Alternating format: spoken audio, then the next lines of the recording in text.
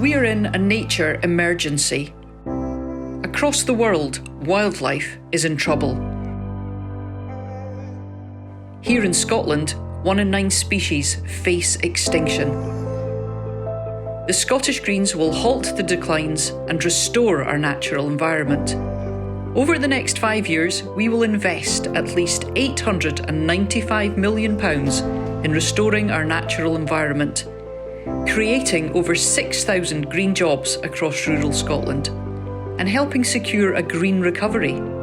We will create at least 2 more national parks, make sure our parks deliver for wildlife and people, and put more of the land within parks into public ownership.